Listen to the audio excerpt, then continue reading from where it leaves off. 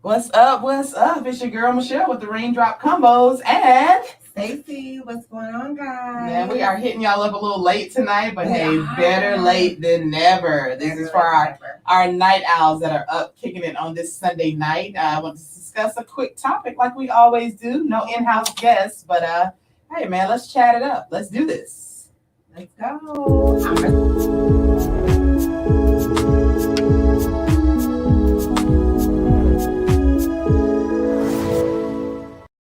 While we talk right now. All right, hey, yeah, we got us an amateur producer on this in the studio today. The young generation, yes, please teach them. Yes. So, want to jump on with my doll? Yes. My doll. Okay. Man, just talk about surviving. Yes. I'm a survivor and surviving everyday life. Yes. What sparked that topic? What brought that up? I know it resonated with me when we talked earlier. All week, I have literally, and whenever I have to drive my car, I've been driving my car all week. Busy, getting stuff done. Right. And I have been, to keep motivated, to stay motivated, I've been listening to Beyonce. I've been listening to Destiny's Child. Mm-hmm. I'm a survivor. Right. Because that song gets me hyped. That song lets me know that I'm doing what I'm supposed to be doing, Yeah. And just the words of that song and what they are talking about, that has kept me motivated. And that song is, I'm a survivor. I'm not going to give up. I'm going to keep going. I'm going to work harder. Mm-hmm. And so that's what sparked today's topic or tonight's topic. Right. I'm a survivor. I'm not going to give up. I'm going to work harder. And so that's why we are tonight. Our topic is, I'm a survivor. Mm.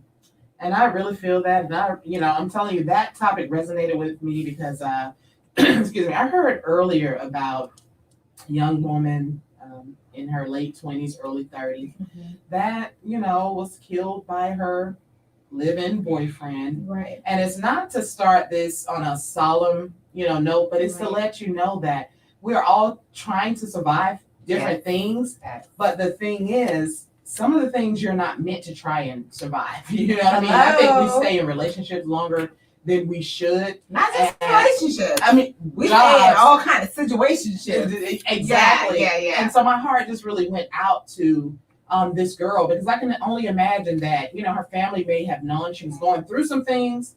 But it's not until we get to that climactic point where people say, man, I'm not surprised that this happened, but I'm so sorry and I'm hurtful. And so the thing is, when you're in a situation and people are saying, man, you need to get out of that. It's causing you too much stress. It's too much on you. And you're like, no, I can do this. I can change this. No. Yeah. No. Sometimes being a survivor is not about being able to survive in that situation. Sometimes it's about being able to survive outside of that situation. Being able to get out of a situation that is toxic and being able to survive without whoever, whatever, it is, whatever that situation is. And so, we have to learn how to be a survivor in life. And we have to be able to, I don't want to say endure, because you do have to endure situations. Right. But it's also about knowing when to check the hell out. Right. Check out and survive on your own. And so, that's what it's about. And we have to learn how to do that. We have to know that you can be a survivor of bad circumstances. You can be a survivor out of bad situations. But you have to, sometimes being a survivor means getting out of those situations and making the best of your life outside of whatever it is bringing you down. Yeah, I totally agree. And I think that, like you said, I think we tend to stay in things longer than we all the time. Yeah, and I think we do it not really for ourselves, because if you're miserable, you're not really, everything in you is saying, hey man, I want out of this situation. I want to go, I want to leave, I want to flee, whether it's a job, a relationship, or whatever. but it's the family expectations. It's the expectation that, oh yeah, you're gonna leave that good job, and no, for something that you want to pursue, for the pursuit of happiness. And the so pursuit of happiness is huge. I mean, right. like, but what is happiness? Are you pursuing the right thing? You have to, but also, as I've been reading my book, I've talked about that book several times. The subtle art of not giving a right, giving an F, right, right. But like, you have to look at what your metrics are. What are your metrics for happiness? And sometimes we have to look at those metrics and we have to adjust, those metrics. What are your metrics of happiness? Because, think about that. Because a lot of us measure our happiness by how much money we have, how much influence we have. Right. You know what I'm saying? Right. Like, are those real, true metrics of happiness? And you have to adjust those metrics a lot of times. Yeah. I'm I remember being in college. And I remember, psychology, I don't know, 102, who knows? Yeah. But I remember being in a class, shout out, Eric Dowd, I think his name's Dowd. Yeah. But one of the books that we had to read was Existentialism, Viktor Frankl. Mm-hmm. And this Viktor Frankl, who is a renowned psychologist, but talked about surviving in a concentration camp. You know what I mean? Right. Like, he actually survived being in a concentration camp when he, and in the book, he talks about seeing people giving up, seeing people, like, literally the fences are electric, so if you jump on the fence, you're going to get electrocuted, right? It is what it is. And so he talks about finding meaning in being in a concentration camp.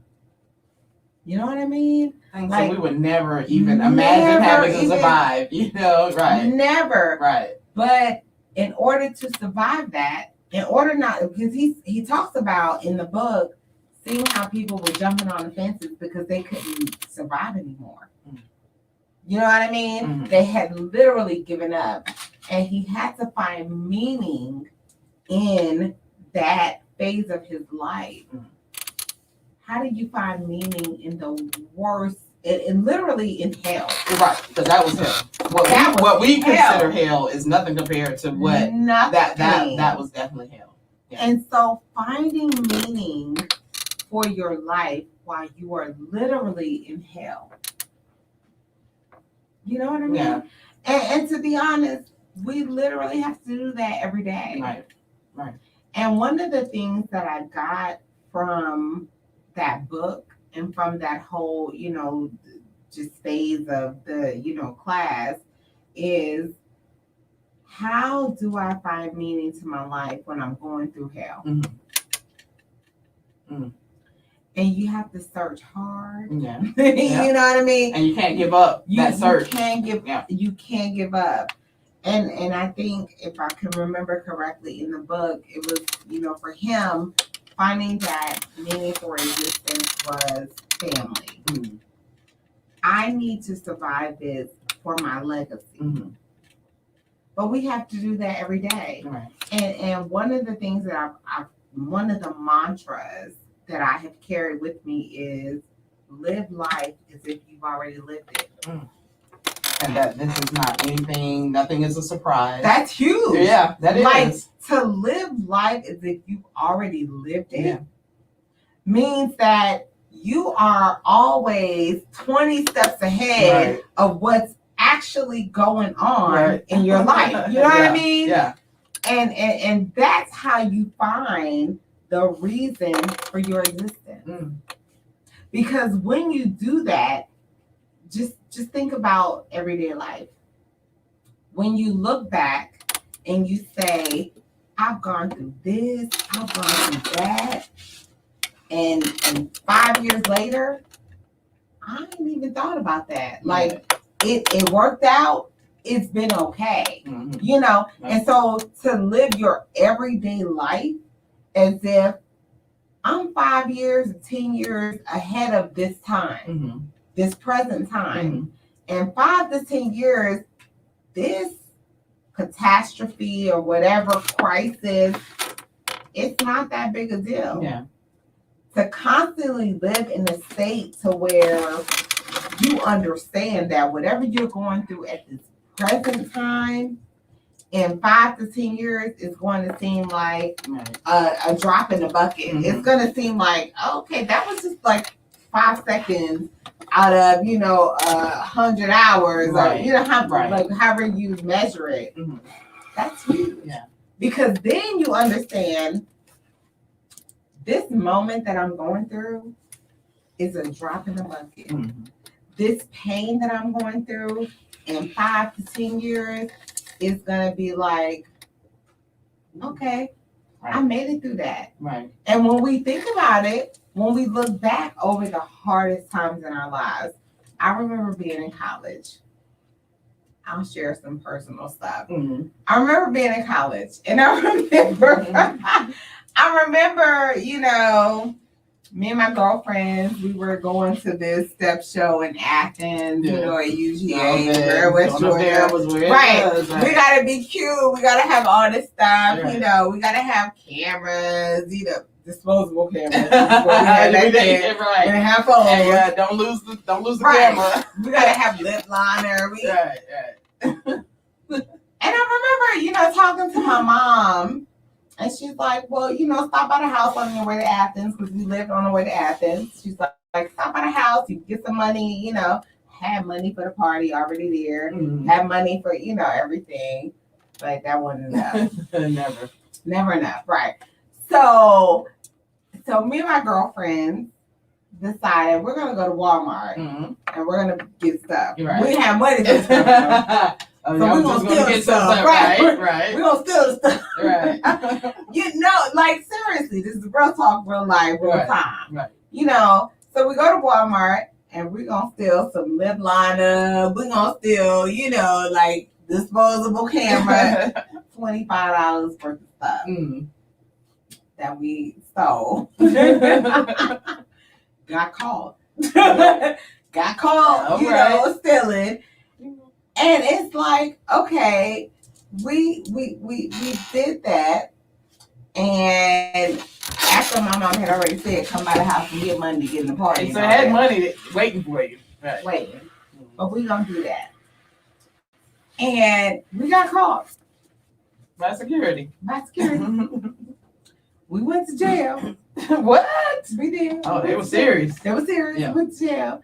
And the police officers was like, y'all so stupid. Like, it's $25. Like, at the most, y'all literally total, y'all done stole $25 worth of stuff that's leading us to all of this. Right. And we just stole all that stuff and went to jail. Got through all that and still went to the party.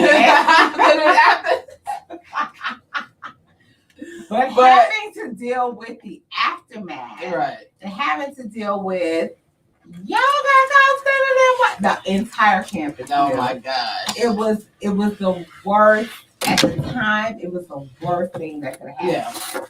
Yeah. Everybody knew, and it was so embarrassing. Oh my God!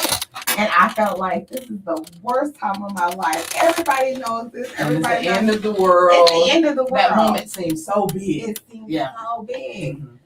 But to look back, it's like, it wasn't that big. Like, it was a mistake that you made. You still actually went to the party. Right? Yeah, even after all of that. You still made it to the made it to the party.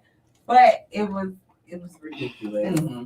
But we spent so much energy and so much time on what everybody was going to think about us. Right. Like, everybody knows this. It's so big. It's so huge. Like, it seemed like the biggest thing in the world. We spent so much time focusing on what everybody else is going to think. And in the grand scheme of things, it really wasn't that big a deal. But all of the pain and the angst that we felt, going through that, it was huge at the time. Right. But if I would have been able to look at it, or we would have been able to look at it 5 years down the road, it'd have been like, girls, y'all really wasted so much time. Right. Keep it moving. People make mistakes. People do things. nobody's gonna remember this forever. Right. You know, and it's just like with celebrities, like things blow up, they become viral, they, you know, get so big We're for a canceling. moment. Yeah, no one gets canceled. for a moment. Yeah.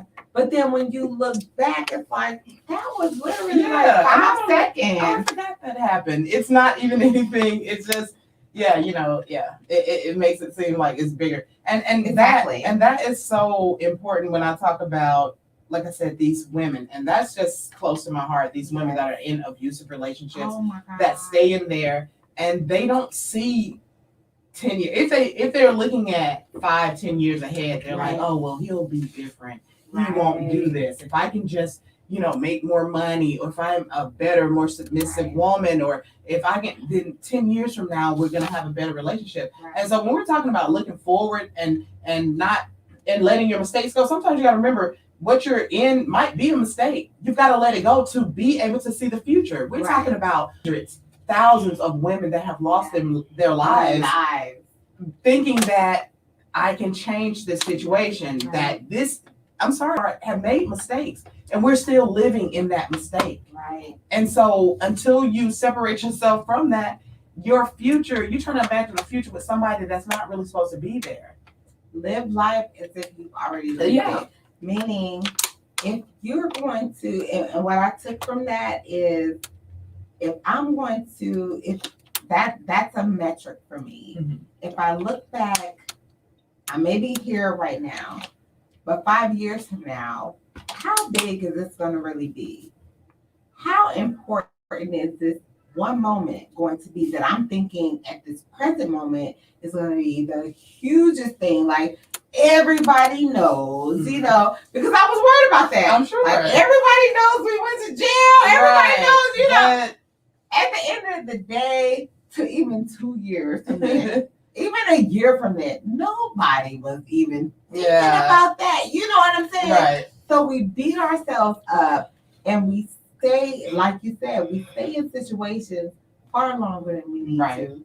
And don't let it go. Because if you had carried that with you for years to come and like, Yes. oh, I went to jail, able Yes. to live that down, then Yes. you would never have been able to achieve the things that you have achieved in life. And I think we're carrying so much baggage that's holding us back. And so as usual, you know, these Sundays are about you know, soul stirring, Super soul stirring Sundays. Sundays. So that we get our Yes. week started the right way. Because as women, and you know, we all deal with these types of issues, Yes. and you may be dealing with it on a small level or even a large level. I mean, you have a family, you have children, you have Yes. mistakes you made with your husband, your child, your boyfriend last week. Let that go, because the thing is, you know, all you can do is forgive yourself, ask for forgiveness, and keep it moving. Please don't take it into this new week, because it's not going to be productive for you. Yes. And as usual, like I say, man, we are about stirring up the soul and revealing the fact that we are real people, just like everybody Real else. people. We go through the same Yes. thing. What have you survived this week that you're going to carry into next week to say, you know what, I survived that. It's over. I've lived this life. I lived last week. Last week is a done deal. I understand. And I'm moving into this week like I've already lived it. So whatever comes to me, Yes. hey, I'm just going to keep it Understand. moving. The worst, if you take a moment and you look back at the worst times in your life, those times where you felt like, oh my God, the entire world is against me, or the entire world is talking about me, you know, because of a mistake that I made. You look at those moments and look at it now. Those moments are like a drop in the bucket. You're like, that wasn't even important. Like, that didn't even matter. Right. Like, to be honest, nobody was even paying attention. I just thought everybody was paying attention. Yeah, You know I think what we mean? give ourselves a little too much We credit do, and thinking that we everybody's watching. Well, even when we Like, do these lives, it's like, oh God, The everybody's world watching. is If I like say something wrong, right, orbiting around us. yeah, No. it's not that Because serious. so many people have so many things going on in their lives to where, yeah, to you it's huge. It's a big thing. But if you look back over your life and you look at the things that you have overcome, the things that seem so big and seem so, you know, life altering at the time, and you thought that focused on you, and you're 5 years later and you're like, nobody was even paying attention. You know, Right. the only Right. person that was making a huge deal out of it is me. Right. And so to me, that's what Viktor Frankl was saying, is that live life as if you've already lived it. If you live life as if you've already lived it, you understand that what's happening right now is not as big as you're making At all. You know what I mean? Right. Like, it's not as big as you're making it. There are not really a whole lot of people paying attention because people are living their own lives. Mm-hmm. They're living in their own, I mean, heavens or hells, however they're living it. Right, You know what I right, mean? right. Like, but you have a choice to make. You have a choice of whether your circumstances, whether you choose to make them heavens or hell. You have a choice. And so if you look at everything as this is just a moment, this is a lesson that I need to learn. This is something that is going to propel me to where I need to be. You can actually catapult yourself to where you need to be. But if you stay stuck in whatever that moment is, whether it's bad, again, you know, we got caught stealing, and I felt like the entire campus was like, Right. oh my God, you guys are so bad. You know what I'm saying? You guys are so stupid. Right. But at the end of the day, it was just a moment. It was literally, nobody was paying attention like that, because here's the thing, everybody got their own BS. Right. Right. I'm just saying, Yeah. whether or not it's on Front Street or whether it's not, everybody has their own BS that they're going through. And so they're really not as engaged in what the heck you got going on. Right. Now, yeah, there were people on campus talking about it. But so But what? Like, that's to be expected. Right. It was what it was. Right. And in 2 weeks' time, something else happened, and that became the story. Right. That became the story, you know. And so Right. you're beating yourself up over something that is not going to last. Yeah. It's really not that big a deal. Mm-hmm. Now, I'm not talking about you going out and killing somebody. You know? Right. That's a whole Right. other story, Right. you know. Right. But things that you do that impact you, Mm-hmm. and you think that it's so big. Here's the thing, people ain't paying attention to you as much as you think that they are. Right. You know Right. what I mean? Right. That's number one. Mm-hmm. People are not paying attention. We tend to gravitate towards, we're the center of the universe. Yeah. You're the center of your universe. That's it. You know what I mean? That's it. Like, because everybody has their own lives. Everybody has things that they're going through. But you can't allow yourself to stay stuck in those moments. We all make bad decisions. We all do things that we know better than. Mm-hmm. You know what I mean? Mm-hmm. We know, I knew better. Mom was like, money is waiting for you here. But you know, made a decision. I need that eyeshadow. Right. I need that camera to go to Athens Right. and take better pictures. You know, whatever it is. Right. You know, but when you live life as if you already lived it, like, think about your life. When you look back at the worst moments of your life, you made it through. And you can look back on those moments and you can see that you made it through. Mm. And you can see that you progressed. You learned the lessons for whatever that, you know, moment was, whatever those phases were. You made it through. Mm-hmm. What makes you think that you're not going to continue to make it through whatever those moments are? You know what I mean? Yeah. I agree. That's the universe. Mm-hmm. We all go through things. And we all, if you are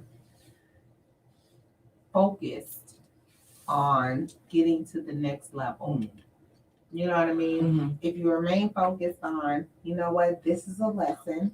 This is just a moment. It's temporary. Mm-hmm. I need to go through this, whatever it is, so that I can learn what I need to learn here Mm-hmm.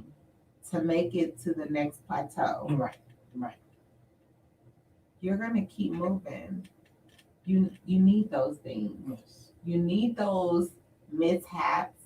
You need those moments to get to where you need to get to. That's a part of God's plan. Mm-hmm. That's God's plan is not only about the positive. Right. You know what I mean? Right. Like we tend to think that everything in God's plan is positive. No, because you need those negative moments to teach you. To be able to recognize the positives. If Hello? you're without bad, Hello? you don't know what good feels like. Hello? You get a breakthrough from a bad situation. Now I'm you're just so saying. relieved. So no, you need that. It's the yin and the yang. It's the yin and the yang. Yes. Listen, let's break it down to even, let's say food.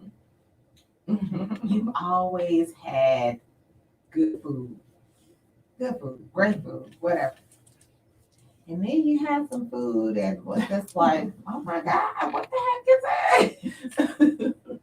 Well, if you didn't know what good food was, you wouldn't be able to recognize the bad food. And You so know, when you you see know what I people mean? eating that, you like, Yeah. Good to you.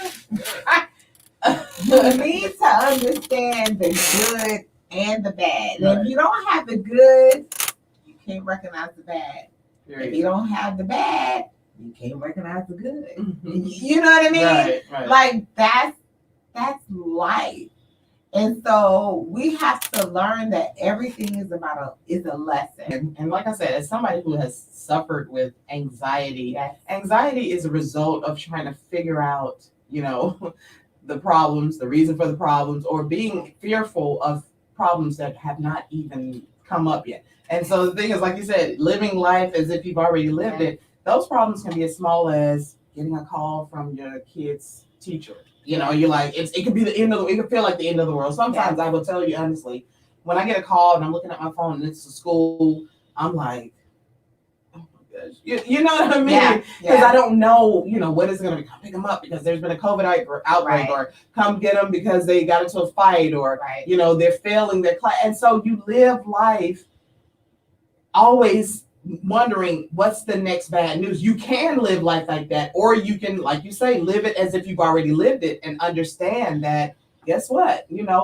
Bad things happen, but guess what? Good things happen too. Stop focusing on the bad and know that, the bad is strengthening you, because that's just life. You've already done this before. Think of it like that. You know what I mean? And so it's not easy, and it's something that you have to work on. Yeah. And I just want to encourage everyone to go into life this week knowing that you might get a letter in the mail, you might get a phone call that's unexpected, but live it as if you've already lived it, because this life, honestly, is temporary. And so live it the best way you can. And decide, like, what are your metrics? Right. Like, what are your metrics for a happy life? Because a lot of us have these unrealistic metrics, like, okay, I have, and I'm going to it's ridiculous. I have $1 million in the bank, so I'm happy. Right. Like, is that really a realistic measure of happiness? Like, think about what you're measuring your happiness. How you're measuring your happiness. Do you know what I'm saying? Right. Because if you're measuring your happiness by how much money you have, what's another unrealistic metric? I mean, it's money. It's your spouse. Their status. Yeah, your car. I mean, even getting to really superficial things like your car and your house and all that. And so your value is measured by things that just don't even have any real value, because they can, they can change in a minute. Yeah. I'm reading a book, and I've been reading this book for a while, so it's like minute by minute. Then I get a chance to read it. But I'm reading this book, and he's talking about, just the author was measuring valuing his relationships with his brother by how often they talk. You know what I mean? And so it's like he was measuring whether or not they had a great relationship by how often they communicate. But not the quality of the communication. Exactly. Wow. So it's like, if I'm measuring it by an unrealistic metric, you can never reach that. No. And so if you're measuring your life by how much money you have in your bank account, you're always going to fall short, because if you think I'm supposed to have $1 million, and $1 million or 3 million, whatever your metric is. I'm going to be happy with that. But you're not really valuing, well, I actually would have the freedom I have freedom to do what I want to do, but it's only, I'm only valuing at the having the freedom. I'm only getting $100,000, Right. $200,000, like whatever it is. Right.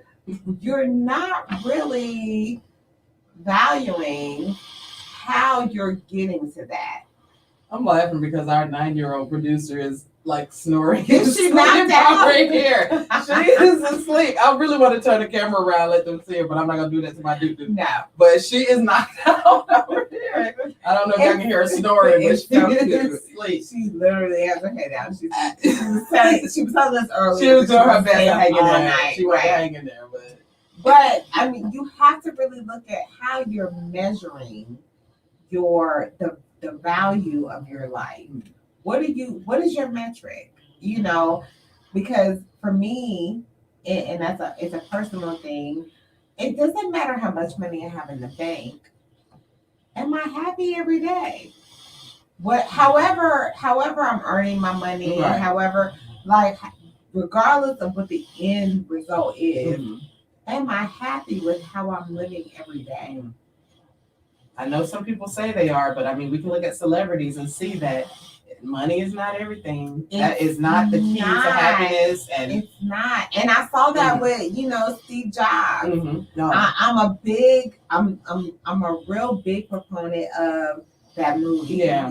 With I think Ashton Kutcher. Yeah, that was sad. All of that just to end up wishing that he had done things differently. Yes. Billions of dollars. And he Billions had of no dollars. relationship with his own daughter. No relationship. And what he said, at the end was, I would have traded all that money just to be able to enjoy or to be able to enjoy the relationships that I had with the people that I love.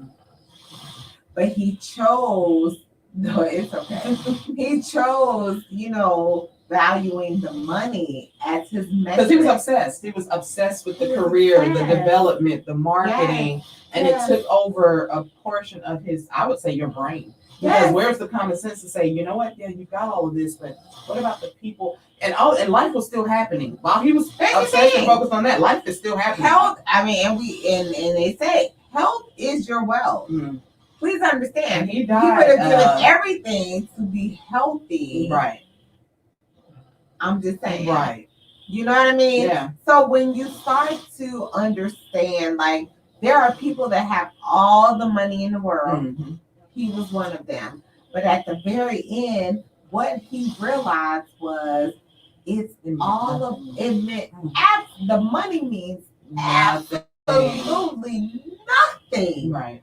When it comes to the relationships that you have created, the relationships that you have facilitated and nurtured.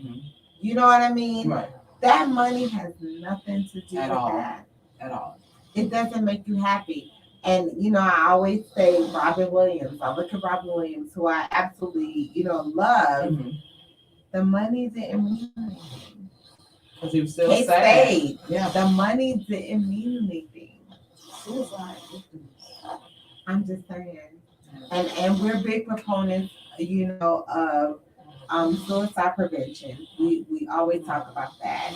And we talk about, like, what makes you happy? What actually makes you happy? Why are these people? Because we're looking at people that have everything material that one can dream of. Those of us who don't have those. Right. We think that that's the end all be all. But it's not, and it's about, how do you nurture the relationships that you have? How do you nurture even your own self-care, self-love? How do you nurture those things? Because it's not, the metric is not money. The metric is not how much money you earn. Right. It's about the value. And I think is it Jay-Z or Drake, maybe it's Certified Lover Boy that I heard it on. I don't know. And I'm a Certified Lover Boy fan. It is what it is.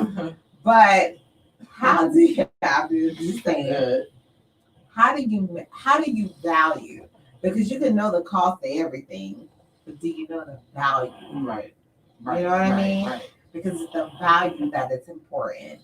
And you have to understand that the people, my sister, the relationships that you have, those are far more valuable than the money that is accumulated.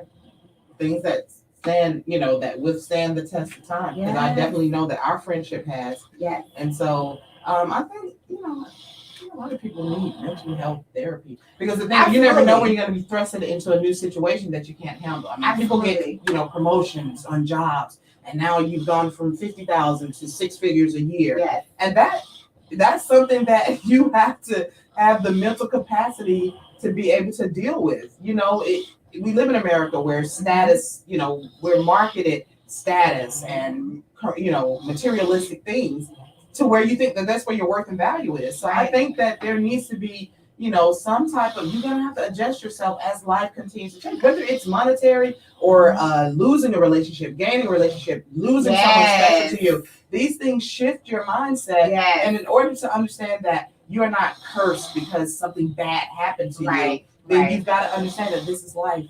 And guess what? It's life temporary. Is ebbs and flows. Right. It's ebbs and flows. Yeah. I know a whole lot of people that make 6 figures a year that are freaking miserable. Right. You know what I mean? Right. They're freaking miserable. And who are they? Who do those people go after?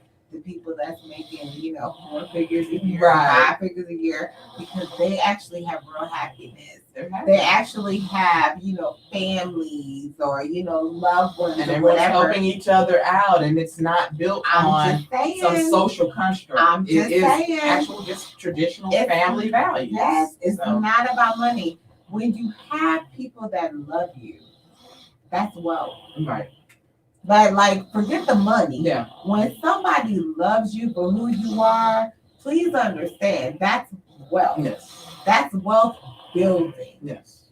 And there are people who have the dollars, who have the money in their bank accounts, but they don't have the social construct or network that is actually meaningful. So that money that they have in the bank, they can buy whatever they want to. It doesn't make them happy. When you have people who love you and who are actually looking out for your best interest, that's your wealth. Yes. That's your wealth. And when we talk about gold diggers, and we talk about those people who don't care about anything but your money. Those are actually draining. Yeah. Those people are actually draining. Right. But when you have people that love you regardless, I don't care where you are financially, I don't care, where you are as far as status. When you have people that love you regardless of where you are, that is your wealth. And when you ignore that, or when you, don't see that as a priority, that's a problem. That's a problem. It is. I'm just saying. So I don't know. Being a survivor, that means you survive all of this negative movement. You survive. You've been able to, because if you live in this life, you see that there are people that are literally out there to drain you. There are people that are out there that want to be close to you. Michelle, I want to be close to you because I know you could take me this place. Right. Or, you can help me create a certain lifestyle. Those are drainers. It's important to have people that love you for who you are. But it's also important for you to be able to survive and understand that regardless of what's going on around me, I'm going to keep my eyes focused on what my purpose is, my God-given purpose. Yes. My destiny. I'm going to remain focused on that. That's my wealth. That's my wealth. Yes, indeed. And it is what it is. What's up, Miss Mary Bates?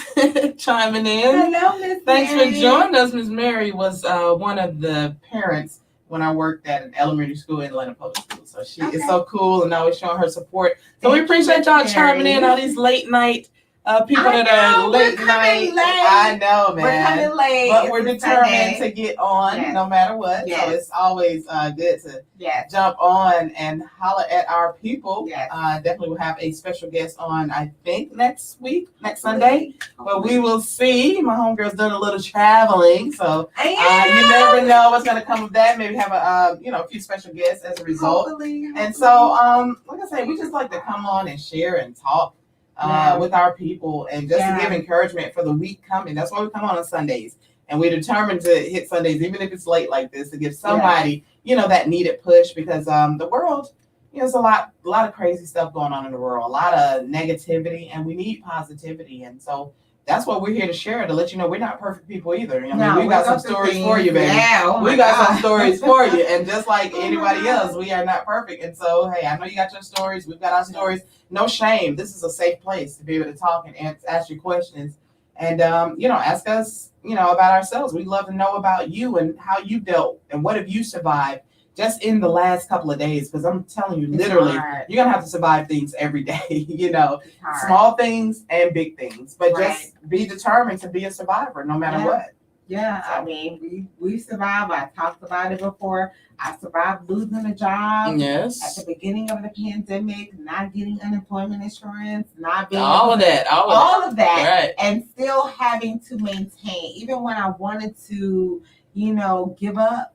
I wanted to give up. It felt like the world was ending. Mm-hmm. Like, what is going to happen? Right. I can't, support my family in the way that I'm used to supporting my family. I'm not able to, keep moving in the same vein that I was. But being able to find that strength, that inner strength to keep going, to say, you know what, this is all a part of God's plan. This is all a part of God's plan. And maybe right now, God's plan is to infuse some strength, to infuse some, me knowing that He is the connect. Mm-hmm. He is the plug. The plug. You know what I mean? Plug. He is the plug. He is the source. The job ain't the source. You know what I mean? Being able to, or having to, I would say, lean solely on Him.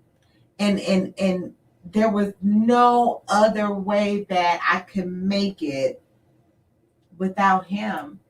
And maybe at that time He needed me to know, nah, boo-boo, I'm the source. Mm-hmm. The job ain't your source. I know you've been thinking that it is, but it ain't. Right. I'm the source. And being able to get me to a point where I 100% knew that, okay, God is the plug.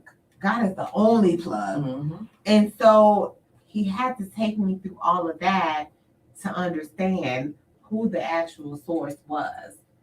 And that was a lesson that I needed. And it has sustained me throughout the last 2 years. That's what I needed. I needed to know who I was actually leaning on. Mm-hmm. You know what I mean? Oh, yeah. And sometimes people want to see you fail. And they think that if I take this away from you, you're going to fail. And God shows up and He says, no. I'm her source. Mm-hmm. You ain't stopped no show. All you did was what I allowed you to do so that she can understand who was actually doing it all along. Mm. You know what I mean? Right. You know what I mean? Right. And that's what God has shown me. Those are the lessons that I've learned with, even people's bad behavior, people acting out of, spite or, jealousy or whatever. I've been able to come out of this saying, wait a minute. Mm-hmm. I've been able to walk on water. Mm-hmm. You know what I mean? Okay. I've been able to walk on water. Right. And it ain't because of so-and-so. It ain't because of the job. It ain't because of the supervisor. I've been able to walk on water because the man above That's it. has my back. That's it. And when you live life and you're living life and you're sowing seeds, doing right by people, doing right, not underhanded stuff, not backstabbing, but I'm living life because I'm living life in the way God wants me to. Mm. When you do that, God will show up and show Show out out. every Every time. time. Do you understand? Right. Do you understand? And that's why it's important for you to sow those seeds of love, for you to sow those seeds of grace, as Mr. Thomas talked about. Grace. Sowing those good seeds. Please understand it'll come back to you tenfold. That's it. That's now go out and get your harvest. I'm saying go out and get your harvest this week. Listen, there are people that are waiting on their harvest, and there are people that are waiting on their karma. Understand, it's always my goal to be on the side of waiting for the harvest. Right. Not the karma, baby. Not the karma. Because the people that are waiting on their karma or not waiting on, but are afraid of. Right. Are afraid of reaping those seeds. I'm just saying. And they had choices. It's not like they didn't have any options. It's all about choices. And we all have choices. We all have free will, and that's the most important thing that God gives us is free will to make our own decisions and to, make our choices. So always be in a place where you're waiting on your harvest. Please, because nobody wants to wait on karma. It's not ever going to be. I don't think that's anything good to look forward to. I'm just saying there are consequences to every choice or every decision that we make. Yes. Make sure you're waiting on your harvest. That's it.